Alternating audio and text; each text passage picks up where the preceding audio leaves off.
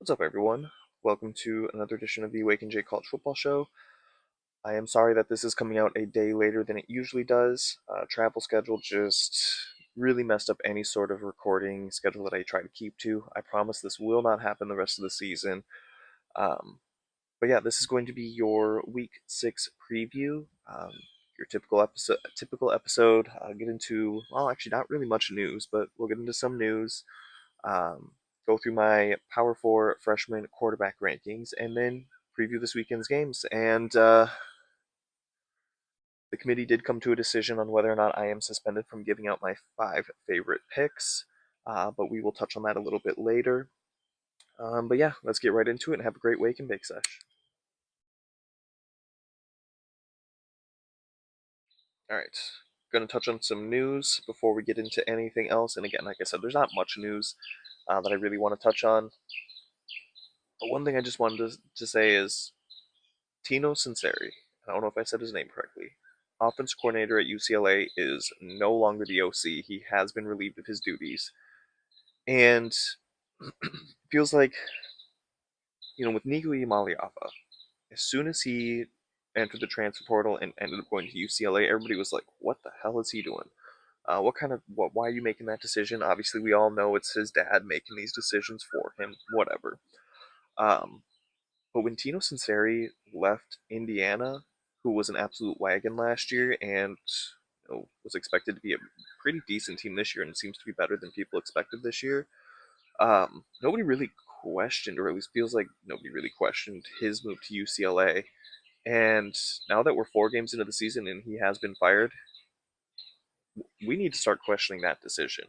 Why did Tino Sinceri feel that it was necessary or a good idea to go to UCLA when you were just at Indiana, who was thriving under Kurt Cignetti? Very questionable decision by him. I mean, let's be honest. He's young enough, he's good enough, he's going to get another job by next year. Honestly, I wouldn't be shocked to see at some point this season, before the season's even over, he gets picked up by a team as an offensive analyst. So uh, he's going to get another job, but you just got to kind of question that move to UCLA by him. Anyways, that's all I had for news. There's some other things that you could argue I should be touching on. We'll see if I get into those next week. But right now, that is all I had for news. Um, but my Power 4 freshman quarterback rankings. Now, maybe this is not fair to like Zane Flores, but for the most part, uh, when I'm doing these rankings, I am starting from scratch and going from there. So it's not like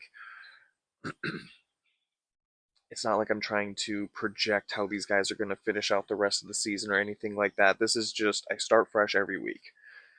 That being said, Zane Flores coming in last is usually already penciled in every single week moving forward, and I don't see him moving up in these rankings at all. Just based on what he has done so far this season, it's going to take a lot for him to surpass anybody. Maybe Cutter Boley, just because he also has not played great. That being said, I don't think he's going to be playing moving forward. I think Zach Calzada is back this week, so he may be dropping out of the rankings. Um, but we'll just start from the bottom. I've got Zane Flores coming in at 9, not shocking. I have Cutter Boley coming in at 8, again, not shocking. I do have Bear Bachmeyer still at 7. The bottom 3 have stayed the same. Bottom 4 actually may have stayed the same because I don't remember where I had Bryce Underwood last week. But Bear Bachmeyer, I mean, he's played very well. BYU has also had a very easy schedule, and we'll kind of get into this here in a minute. If I was a freshman quarterback trying to get acclimated into playing, and especially true freshman, not even redshirt, acclimated into playing, Division 1 football, having BYU's first 6 games of the season would be a dream. It has been such an easy schedule, so I have him at 7 because he has played well, but it's been against much inferior competition. Colorado has been their biggest test so far this year, and that tells you everything you need to know. Coming in at 6, I got Bryce Underwood. I think he has, well, we'll get into this more later, but I do think he has played better than his stats will show. Um, it, the rest of these freshman quarterbacks have just been so great that it's hard for me to put Bryce Underwood higher than 6. Uh, CJ Carr, I have him coming in at 5. You could argue he should be at least 4, and I will listen to that argument. I don't necessarily disagree with you because he has, after take away that first 3 quarters against Miami, he has been great. Coming in at 4, I have Jaren Kiave Sungapula. You could argue he should be at 5 just based on his play the last couple weeks. He's still a very good quarterback and has shown that he can make all these crazy throws and that he is going to be a problem in the next couple years. Coming in at 3, I got Drake Lindsay. Phenomenal game last week against Rutgers, and it, I said it when I recapped the game. This is Max Brosmer, but just with more. He's just physically gifted. Has the arm strength that Max Brosmer does not have, but he's got that same. I won't say he's as smart as Brosmer, but spending that 1 year with him did wonders. I can promise you that. Coming in at 2, I got Julian Sayin. You know, played above average at Texas, or against Texas, not at Texas. Sorry. And then has been on fire the rest of the season. Now, Washington, you could argue, yes, he was 22 of 28 on 2 touchdowns, but he only threw for like 204 yards. They're not asking him to do a lot, but with what they're asking him to do so far, he has absolutely nailed it, or at least in most of the games this year, has absolutely nailed it. So, hard to not have him at 2. And then Malik Washington, I have him at 1. Um, Maryland is undefeated. He he has just played great. He is also his receivers drop a lot of passes, so I kind of do play that into this as well. He has suffered from his receivers dropping passes, so when his stats don't look as great, that's part of the reason. But I felt like I couldn't. I, I had a hard time dropping him in the rankings just because he was on the bye last week. Based on what he's done so far this season, he is still coming in at the 1 spot. Okay, so there's only one Friday game actually to cover this week, and that would be West Virginia at BYU. BYU's number 23 in the country, and they are 18.5-point favorites at home. And I mentioned it already. BYU's first 6 games this season are kind of a cakewalk. They're going to start the season 6-0. I'm going to say it right now. Their schedule has been absolutely fantastic up to this point. They've got West Virginia this week. They've got Arizona next week. Their biggest test so far has been Colorado and probably will be Colorado for the next couple weeks here. Um, I expect Bear Bachmeier not to maybe shred West Virginia's defense. I do expect him to be successful though. Uh, West Virginia has struggled with mobile quarterbacks, and Bear Bachmeier is BYU's second leading rusher. He's got 4 rushing touchdowns, nearly 4.5 yards per pop. Uh, I'm not going to say BYU covers, but BYU wins easily in this one. Saturday games, we'll start with the noon slot. We got Kentucky at number 12, Georgia. Georgia is a 20.5-point favorite. And yes, I believe Georgia is a much superior team to Kentucky, coaching wise, talent wise, just all around significantly superior to Kentucky.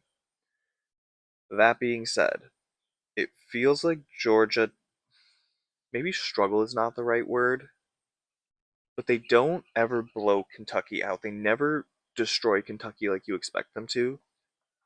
In the last 5 meetings, Georgia has not covered this spread of 20.5. They've only done it. I'm sorry, it's not that they haven't done it. They've only done it once.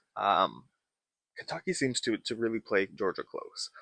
In the last 5 seasons, 14-3, 30-13, 16-6, 51-13, and 13-12 last season.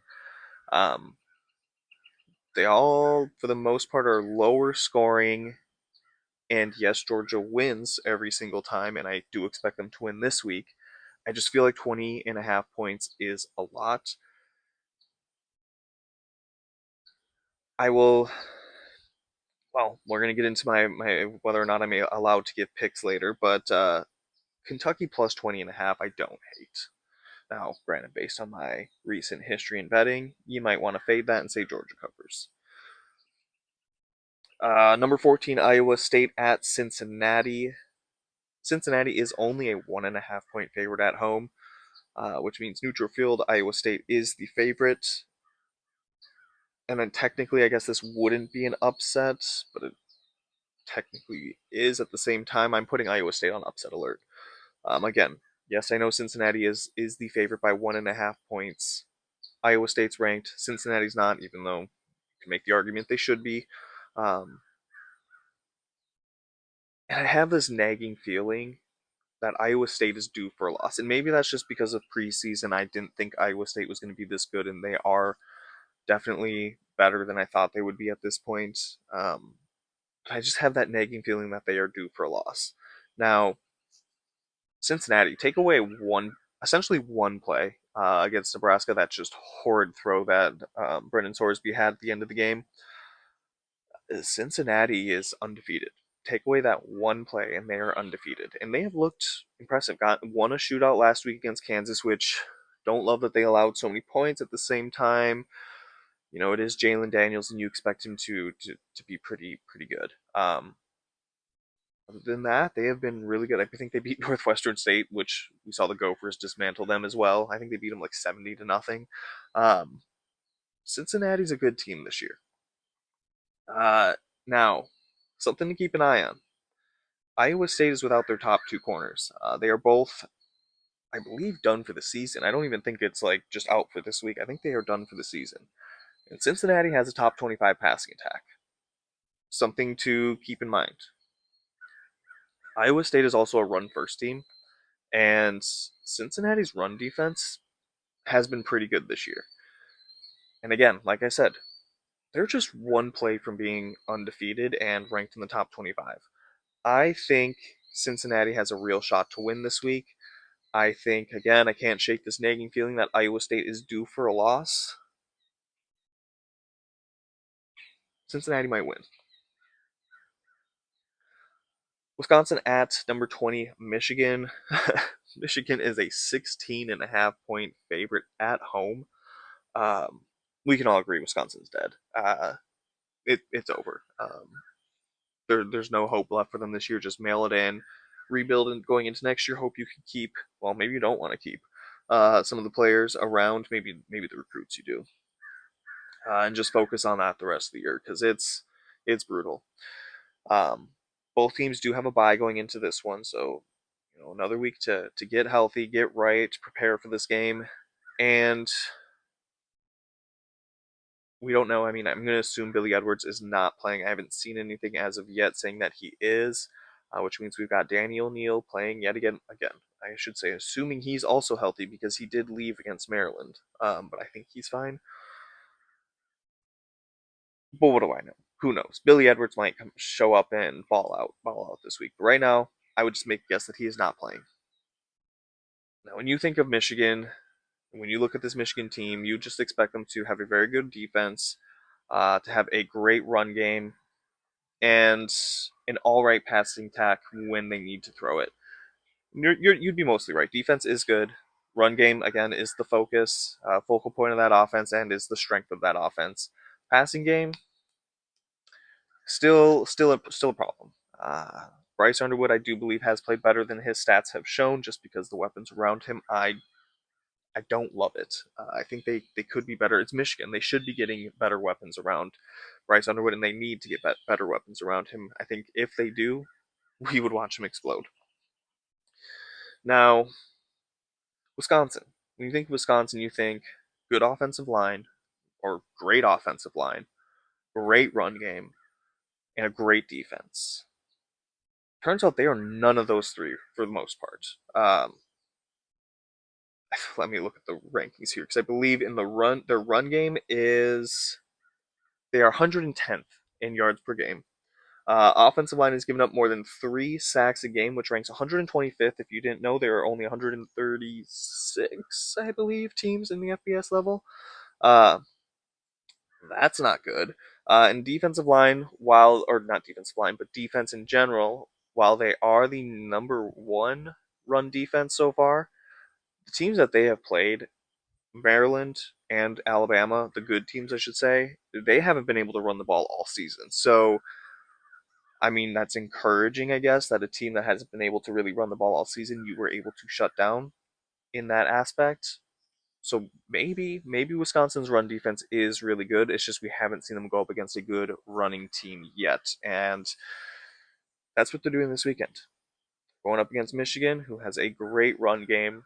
So we will see, is Wisconsin's run defense legit? And if it is, I mean, maybe Michigan struggles to score the ball or score at all.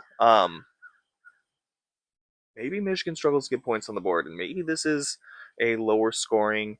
Michigan barely wins, but in reality, you're never really worried that they're going to lose because I just don't think Wisconsin's offense is going to contribute anything at all. I think Michigan's defense is going to absolutely eat them alive, and that even if they do shut down Michigan's run game and they are forced to pass it, which they have not been good at, I still think Michigan wins this one relatively easily, or to the point where you just Wisconsin might cover, but you're never scared that Michigan actually is going to lose. Kansas State at Baylor. Um, Baylor is a 6.5 point favorite at home. We might actually see Kansas State's offense look pretty good this week because Baylor's defense has not been good, especially the run defense. And if we want to get even more specific,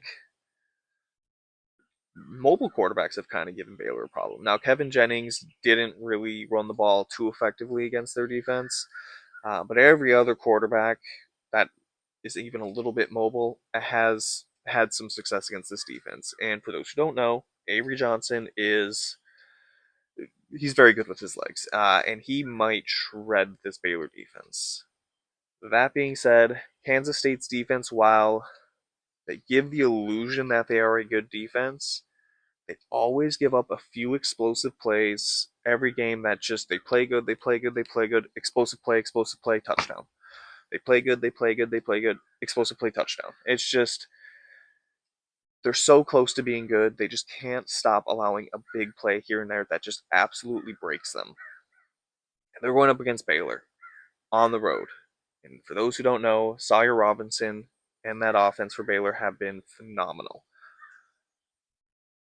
We might see Avery Johnson go off for Kansas State. We might see Kansas State score a lot of points, but their defense is not good enough to stop this Baylor offense, and I think Baylor will probably come away with the win. But this is probably going to be a very high scoring game. Afternoon games, we got number 9 Texas at Florida. Florida is only a 4.5 point dog at home. I guess a lot of that has to do with the environment and how good Florida's defense is and how much we've seen Arch kind of struggle a little bit this year. 4.5 points though seems it's an interesting line. Let's just put it that way.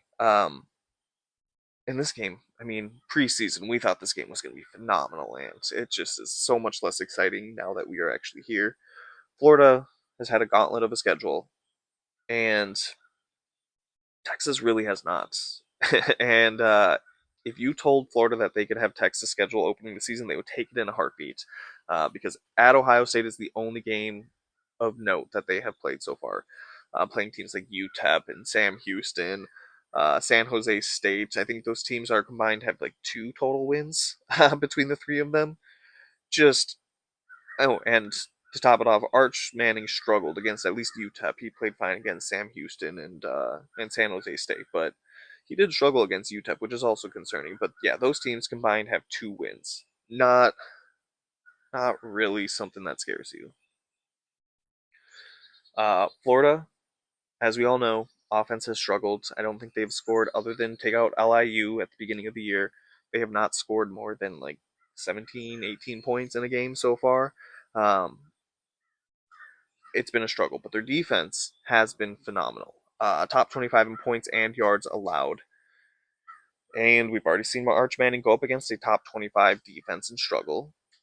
So we might see Texas offense struggle a little in this one. This could end up being a low scoring game because I do not think unless Florida magically fix their offense in the bye week, I don't think their offense can do much. Again, we've seen them go up against worse defenses and not be able to score 20 points. We may see Texas and Arch struggle against this Florida defense. This is going to be a lower scoring game, but I do think Texas comes away with the win. Uh, this is so weird to say. Top 25 matchup: number 16 Vandy at number 10 Bama. Alabama's a 10.5 point favorite at home, and I mean I do want to say that even if Vandy does lose this game, which I think they might, uh, we should still respect Vanderbilt. They are not some Cinderella story. They are a good team. Now, a lot of people I've seen are praising Clark Lee, saying that he should be a head coaching candidate and yada yada yada. Pump the brakes on that. I feel like because there's a coincidence I think, or something that would coincide with Vanderbilt having all the success, and it would be Jerry Kill, Diego Pavia, and can't think of the Beck. I can't think of his first name. Offensive coordinator. All came from New Mexico State, New Mexico, one of the two. And as a Go fan, uh, anybody remembers Jerry Kill was not bad at Minnesota. When he had to step down, I felt like it was just very. Yes, we ended up getting PJ Fleck somewhat out of that, but at the same time, I think Jerry Kill would have been great for this program as well. Maybe not to the level of PJ Fleck, but I think he would have been very successful because we've seen him be successful literally everywhere else. I think Vanderbilt's success, I'm not going to say it's solely from those three and Jerry Kill specifically, but I think I give most of the credit probably to Jerry Kill. Um, Now, Alabama has yet to turn the ball over this year, and Vanderbilt is top 10 in forced turnovers a game. Um, I mean, Bama's got to break at some point. They've got to turn the ball over at least once, and why not in this one? Now, Bama's coming off that huge win against Georgia last week. They lost to FSU to open the season. We all know that. We all saw that. And then they've just looked great ever since. And that's what makes me nervous for Vanderbilt because, yes, they have also looked great. They have not played Georgia. They have not played Florida State. You could argue, yes, going to South Carolina and going to Virginia Tech are, tough road wins. Virginia Tech's terrible. They already fired their coach. Maybe that environment is kind of tough, but they just fired their coach. They're not a good team. In South Carolina, I mean, yeah, okay, people will make the argument Lenore Sellers did not play that game or did not play most of that game. Fine. I mean, South Carolina's offense still has not been great, and Vanderbilt just absolutely destroyed them on their home field. So I guess that's a good win, but Bama has the win at Georgia. Um, I guess the one concern for Alabama is they have not really been able to get the run game going at all. Jam Miller is back. He played last week at Georgia, did not have great success. So we will see if he can turn around that run game because it has not been great. Now Ty Simpson, on the other hand, has been phenomenal. Jeremy Bernard's been great. Ryan Williams had one good game, but Ty Simpson has been great. So even if they can't get the run game going, it hasn't mattered because Ty Simpson has been so phenomenal. Um, I mean, defensively, they've been great at stopping the pass. Gunnar Stockton was held to 130 yards, and that's encouraging. Because before, let's just be honest, before Georgia, they played Georgia last week. We really were not sure how good their pass defense was because Thomas Castellanos only had to throw it 14 times because they just torched them in the run game. Wisconsin has a terrible passing attack, and ULM, well, it's ULM. So going into this game, we knew that Bama, at least statistically, had a very good pass defense. Because again, Castellanos only had to throw it 14 times. So to see them shut down Gunnar Stockton and hold him to just 130 yards, that's good. That's encouraging. I would say if I were an Alabama fan. Now Vanderbilt again defensively, they're on like 17 points a game, and they're and they're scoring close to 50 a game, by the way. But their defense, statistically, has been a great defense. But again, you look at the teams that they have played. You were facing the backup quarterback for most of the game in South Carolina. Their offense has struggled all year. Virginia Tech, I've already mentioned it, fired the coach. They've been terrible offensively all year. Georgia State, that offense does not scare you.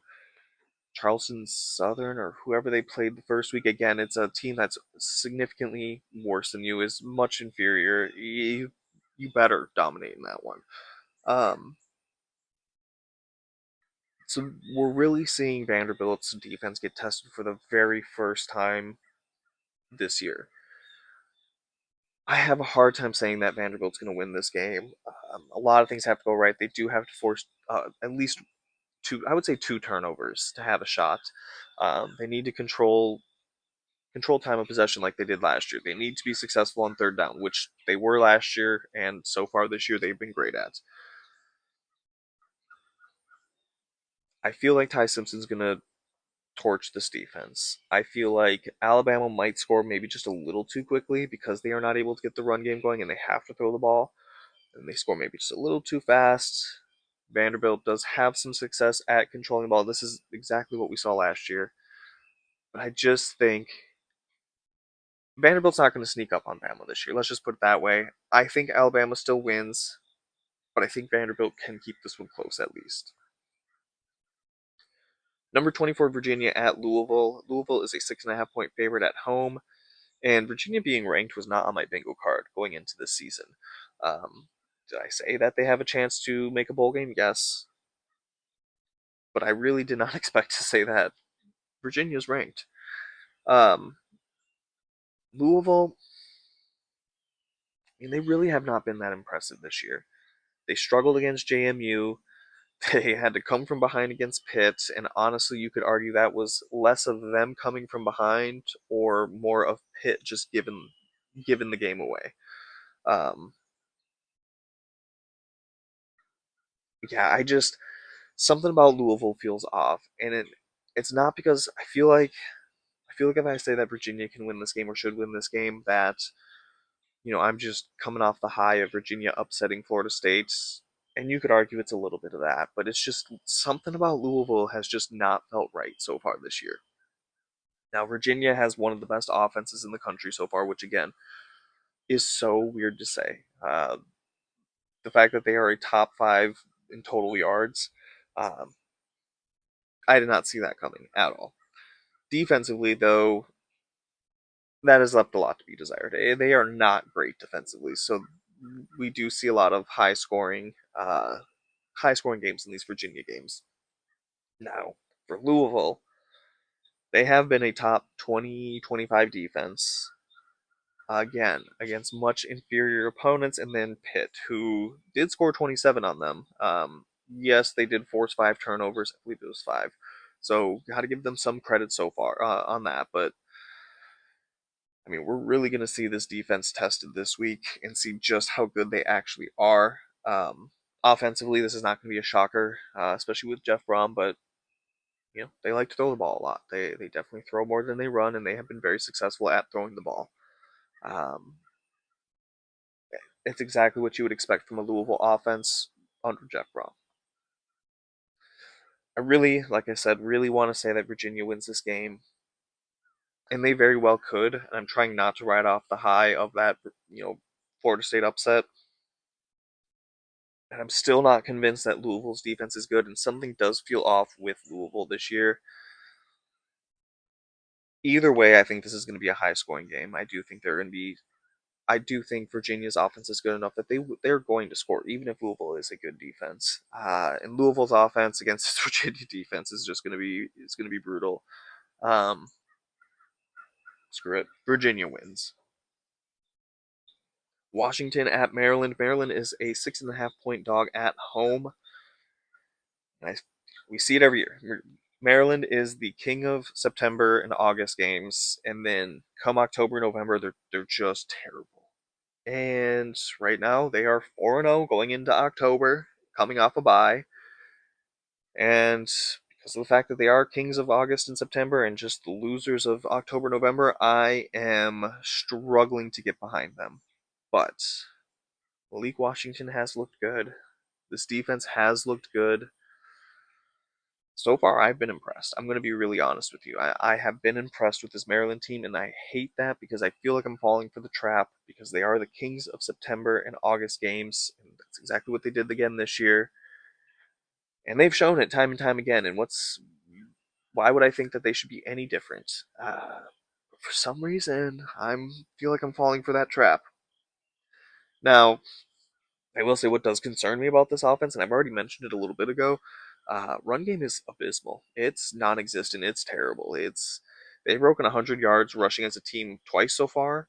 It was 112 yards against FAU, so barely, and then 152 against Towson. Uh, we're looking at 3.3 yards pop. Just brutal. And Washington, they've been great at stopping the run this year, so I really do not expect Maryland to have much success running the ball at all in this one, which means they are going to have to rely on true freshman Malik Washington to have a great game, and for the receivers to not drop balls either. That's also been an issue.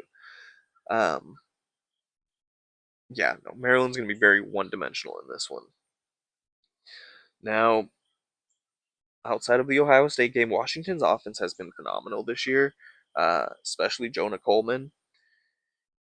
But so far this year, Maryland has been great at stopping the run. Now, you can argue they haven't played anybody, that's actually been good at running the ball, so fine. I'll give you that. It has been against bad teams, but Maryland has been great at stopping the run. If Maryland is able to shut down Jonah Coleman, stifle him, not let him get any big games, explosive plays, anything like that, and they do force Washington to throw the ball, similar to what Washington's going to make Maryland do. Um, I think this will be in Maryland's favor because Washington they have struggled to protect Demond Williams so far this year, and he's been sacked 12 times in four games. Now, granted, like five of those came last week, but still, 12 times in 4 games is not great. And so far, believe it or not, Maryland has been one of the top teams at getting sacks this year. Now, one of those games was against Wisconsin, who has been just terrible at that. So it is what it is. But um, Maryland's been good at getting after the quarterback. And because of I'm falling for the trap, I really am, and I hate to do it, but Maryland is at home. I think Maryland has a real shot to win this. I'm not going to definitively say that Maryland wins, although we may touch on this a little bit later. Spoiler alert. Maryland has a real shot to win this one. Michigan State at Nebraska. Nebraska is 11.5 point not underdog, sorry, favorites at home, which feels like a lot of points, in my opinion. We and I feel like there's gonna be a lot of points scored in this one as well, because we got two very questionable defenses. Michigan State has allowed 40 points to Boston College, 24 to Youngstown State, and 45 to who did they play USC. Um, that's a lot of points that they're allowing. Boston College and USC, yes, Boston College went into I believe it was double overtime. Still, that's a lot of points. And 24 to Youngstown State. I'm sorry, you should not be allowing 24 points to Youngstown State. Um, and then we got Nebraska, whose defense, more specifically their defensive line, just cannot stop a nosebleed. Actually, flip that around to the other side. Offensive line also cannot, but we'll get to them in a second. But because again, Michigan State's allowing a lot of points to be scored, and the fact that there's no way that Nebraska is getting a sack in this one, I fully expect both quarterbacks to just absolutely flourish. Now, like I just mentioned, Nebraska's offensive line has not been good. That being said, Michigan State has not recorded a sack against a Power 4 opponent so far this year. Maybe that changes this week. Either one of two things is going to happen. Either Nebraska's offensive line looks great because Michigan State's defensive line is terrible, or Michigan State's defensive line looks great because Maryland's offensive line is that terrible. One of those is going to break this year or this game. I'm not sure which one it's going to be.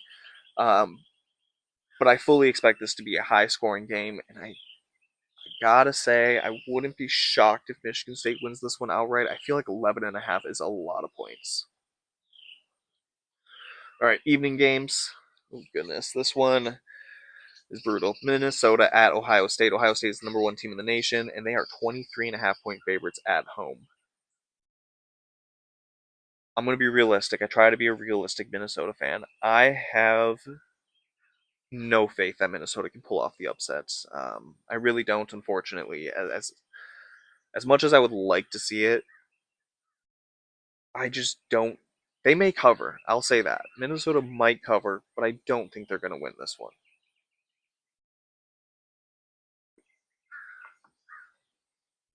I try not to be delusional. I try to be realistic, and I just don't think they come away with the upset.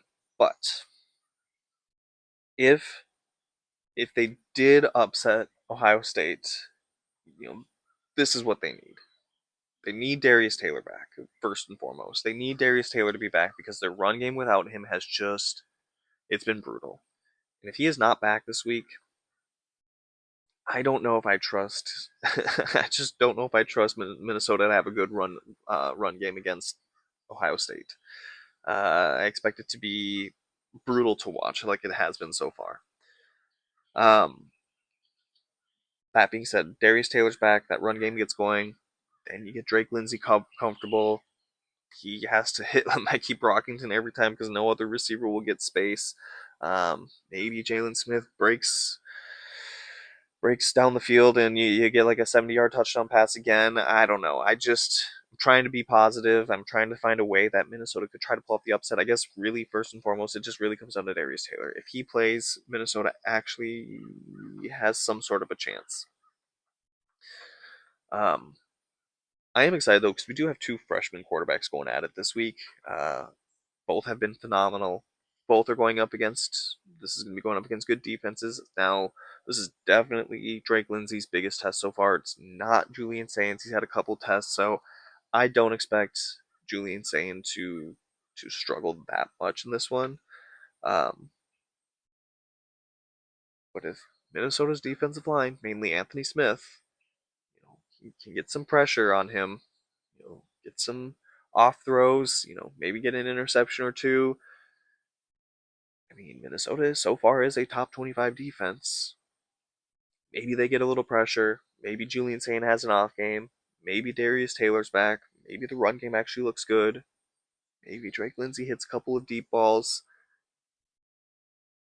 Maybe Ohio State only wins by one or two scores.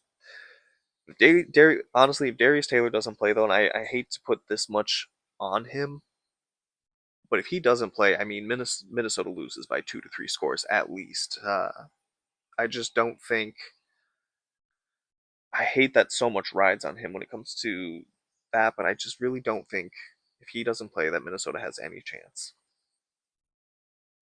Number 11, Texas Tech at Houston. Houston is a 11.5 point dog at home. A matchup of two 4-0 teams. One team is the number 11 team in the country, and the other did not receive a single vote to be in the top 25. I'm going to say it one more time. Houston deserves to be in the top 25. Now, Texas Tech has been very dominant to start the season. They played a bunch of nobodies to start off, destroyed every single one of them, and then now, granted, these guys do have one common opponent. We'll get into that in a sec. And then they went on the road at Utah and just absolutely, well, I shouldn't say dominated because it was a very close game until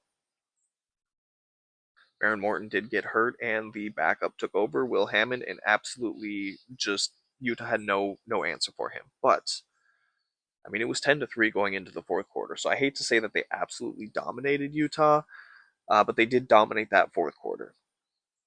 Now, it sounds like Baron Morton is going to be back this week. Some people might argue that Will Hammond should be the starter, but it is Baron Morton. Um, even if the offense looks better under Will Hammond, Baron Morton is going to be the quarterback. Now, if you have not watched Houston this year, I mean, I don't blame you because they weren't great last year. This is not the same Houston team as last year. This is a much better team. Um, and at the very least, they're going to go bowling this year, I think, because they do have a pretty manageable schedule coming up the rest of the season. Arizona, Oklahoma State, West Virginia, and UCF. Those are all very winnable games. Um, and much like last year, this Houston team is led by their defense. The reason they are a better team this year is because their offense has taken a step forward so far. Um, but this is going to be an exciting game, I think. I think 11 and a half might be a lot of points just because you do have, yes, Texas Tech has the number one passing attack. They're going up against the number 11 pass defense. And Baron Morton did struggle against Utah before he got injured. He may struggle against this defense as well.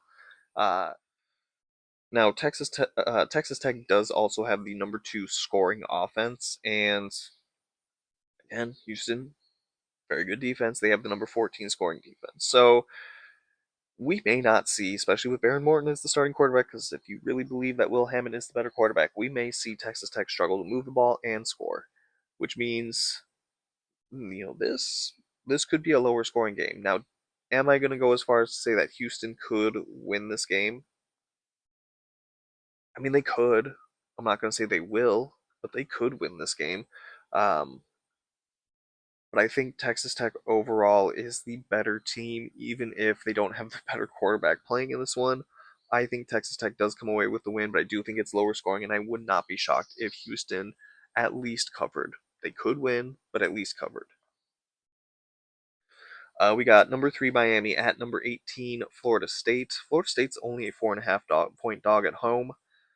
This is easily Miami's biggest test. Now, some might say Florida or Notre Dame might have been a bigger test, but those were also at home. This is a top 25 matchup on the road. And, I mean, we saw Florida State, we already mentioned it, go off against Alabama, and then dominate a bunch of nobodies, and then look sloppy against Virginia. Yes, they scored a lot of points. Everybody's scoring a lot of points on Virginia. They were still sloppy about it, turned the ball over too much, drop passes, just sloppy, sloppy. There are two ways.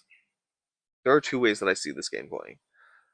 I think either both offenses are absolutely thriving and flowing, and we see a close but high-scoring game, or Thomas Castellanos tries to do too much, turns the ball over, whether it's fumbles, interceptions, whatever, turns the ball over too much, and we see Miami win by a lot.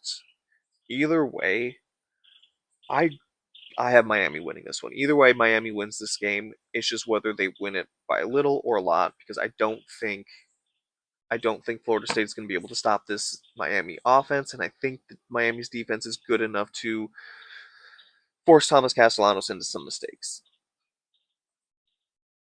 Um, Finally, last game, we got Mississippi State, who should be ranked at number 6 Texas A&M, who is a 14.5 point favorite at home, which is a lot of points. Feels like it's a little disrespectful, but whatever. Mississippi State should be ranked. They're not, and I need to get over it, but they should be ranked. Um, Last week we did see A&M beat Auburn 16-10, which you look at that game and you think, yikes, 16-10. That was a close game. They could have lost that. They should never have lost that game. Relax, because it does not worry me. There was no chance that Auburn was winning that game. If you watched that game, you never were in fear that Texas A&M was going to lose, because that Auburn offense just could not do anything. And we do have to remember, Auburn does have a very good defense, or at least in my opinion, they're a pretty good defense. Um, would you have liked to see Texas A&M score more? Sure. Am I worried that they only scored 16? No, not at all. Um, Again, I never really was worried that Texas A&M was going to lose that game, and we even saw Mike Elko get upset at reporters saying, "Quit being so negative. This was a good win. Can we just talk about the fact that we're 4-0 or 5-0, whatever it is that they are? That they're a top 10 team in the country, all that." And honestly, I think he's kind of right, because, like I said, Auburn has a very good defense. Their offense is terrible. You never thought Texas A&M was going to lose that one. They are undefeated. They have a big win over Notre Dame, which you could argue how impressive is that really, whatever. Texas A&M is a good team. Now, Mississippi State does have a pretty good defense in my opinion. Yes, they allowed Tennessee to score a lot of points. Some of that was not the defense's fault, because the defense was able to force 3 turnovers to give Mississippi State 3 short fields, and then the offense turned the ball over a couple times, which allowed threw a pick six and had a fumble return for a touchdown. That's not on the defense. So Mississippi State, they do have a good defense. And if you did have to pick a weakness on that defense, it would be the run game. They have not been great at stopping the run. They got torched by Arizona State. They did fine against Tennessee. Tennessee does have a three-headed rushing attack, and they shut down 2/3 of it. Um, but the weakness is definitely the run game. And A&M, while they do have two great receivers, they do, and one of those receivers is a transfer from Mississippi State. They do have a four-headed rushing attack if you include Marcel Reed in that one. I do expect A&M to win this one, but I do think 14 points, 14 and a half points is a lot and a little disrespectful to Mississippi State. So if they do cover that, I would not be shocked, but I don't think they are going to come away with the upset. Okay, time to get into this. Can't put it off anymore. Um, the committee has decided I am suspended. So I am not going to be giving out my five favorite picks this week. I have been suspended for 1 week. I will be giving my picks out again next week. Um, but yeah, I am suspended. But if I were not suspended, these are what my picks would have been if I were not suspended for 1 week. Kentucky first half plus 10.5 at minus 102. I said it in the preview that this is a game that Kentucky might cover full game spread, but I feel more comfortable with the first half because we've already seen Georgia struggle in the first quarter against Tennessee and allow a lot of points to be scored. We saw them allow 27 to, or is it Alabama won 27-24? Well, I don't remember exactly what the ending score was. Whatever. Alabama scored all their points in the first half, could not do anything in the second half. If Georgia is going to allow Kentucky to score points, it is probably going to be in the first half or late in the second half if it's a blowout and they've got the backups in. So I do feel more comfortable that Kentucky will cover first half versus full game. I also got, and this one might be a bias, Minnesota over 9.5 points at minus 114. Yes, Ohio State's defense is phenomenal. And yes, I do think Ohio State's going to win this game. And yes, I think they could even win by a lot. Do I think Minnesota can score at least 10 points? Yes, I think they can score at least 10 points. Now, that 10th point might come in garbage time, and that's okay. I do think Minnesota can score 10 points. Michigan State plus 11.5 at minus 110. Already discussed that one where I just think that's a lot of points for a Nebraska team that has not been that impressive this year. Now, not that Michigan State has been that impressive either, but Nebraska has not impressed me. And I just wouldn't be shocked if Michigan State can at least keep this one close. Now, I'll give out 6 because this one, if you don't like the odds, I completely understand. So they're a little too high for me, but I just like this bet so much. Boise State over 20.5. Now, I will also say this, if that does go up to 21.5, I will take that as well. I do think from what we've seen from Boise after that South Florida loss and what we've seen from Notre Dame's defense, there's no way that Boise State cannot score, at least 3 touchdowns in this one, 4, 5 touchdowns. I won't say 5 touchdowns. That's excessive. That's too much. Where am I going? But they can score enough in this game to hit that over, even if it goes up a point. Iowa State in Cincinnati under 55.5. I mean, Iowa State's defense is pretty good. Yes, they are down their two cornerbacks, so it's possible that Cincinnati scores a lot of points through the air. But Cincinnati does have a good run defense. I think they might be able to shut down Iowa State's run game. Iowa State's offense is not necessarily explosive. It's possible we see the under hit in this one. And then I've got Miami and Florida State over 53.5 at minus 115. Uh, I already said it, how I think this game is going to go. Either it's both offenses are absolutely flowing and scoring a lot of points, or Thomas Castellanos is turning it over just one too many times, and Miami scores a lot of points and wins by a lot. I think either way, a lot of points are being scored. I think Florida State's offense is good enough to score in the 20s at least. Miami's offense, depending on how many turnovers Castellanos gives them, is going to be scoring 30 plus in this one. I think the over hits. And then P4 money line parlay. We got Texas from the SEC, Maryland from the Big Ten, Cincinnati from the Big 12, and Miami from the ACC, all to win straight up. That comes out at plus 1164. Again, I'm suspended. These are what my picks would have been if I was not suspended, but I am suspended for 1 week. But I will be back next week to get my favorite picks for week 7. But if I were not suspended, those are my picks. Anyways, thank y'all for joining me. Uh, enjoy the football this weekend. I think it could be a pretty good weekend of football. And I will be back next week to recap week 6.